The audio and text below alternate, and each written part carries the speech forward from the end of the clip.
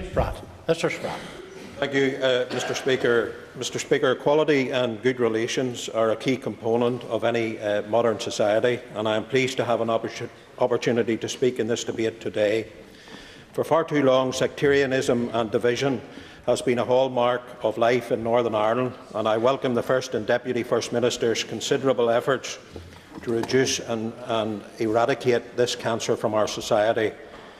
Mr. Speaker, there has been much criticism of the Cohesion, Sharing and Integration document, that it took too long to produce and that it lacks detail, including timescales, actions and targets. However, it has to be said that this is a massive and important task, and it is critical to get it right. As members are aware, there has been a consultation process, and this provides an opportunity to identify and address any issues which have not been included. The CSI document should be seen as the beginning of a very substantial process.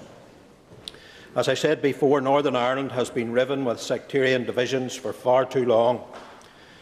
It is a way of life for some people within the province. It will take a long time to change attitudes, and this can only be achieved through a number of initiatives. However, I don't want to give the impression that work has not already been done to try to tackle these issues.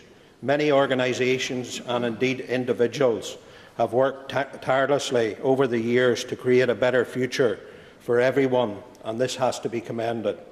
However, much of this work has been done at the coalface, as it were. The CSA strategy is a political agreement at a high strategic level, and it has to be said that this is the first time this has been achieved in the Assembly. This is clearly a major development and should be recognised as such. As the Deputy First Minister has said, there is a clear intention to set targets and actions in order to take forward the strategy and to make a real difference. These targets will be monitored and ensured by the Ministerial Panel and should be fully integrated with the Programme for Government and PSAs. I don't think there is any doubt that the First and Deputy First Minister intend to follow through on their pledge to tackle the deep divisions in our society. The fact that there has been a consultation process and that there will be input from all the government departments ensures that all interested parties have an opportunity to contribute to this vitally important and strategic policy document.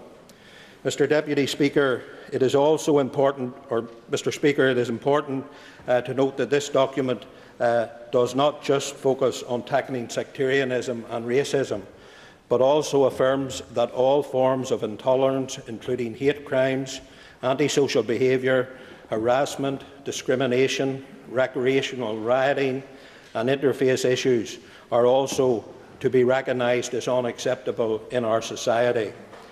This also includes attacks on people on any basis, for example on the basis of age, disability, race, sexual orientation or gender.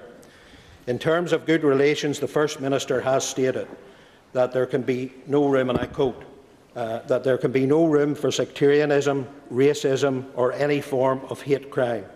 Attacks or violence that are motivated by any of those are unacceptable and must be condemned.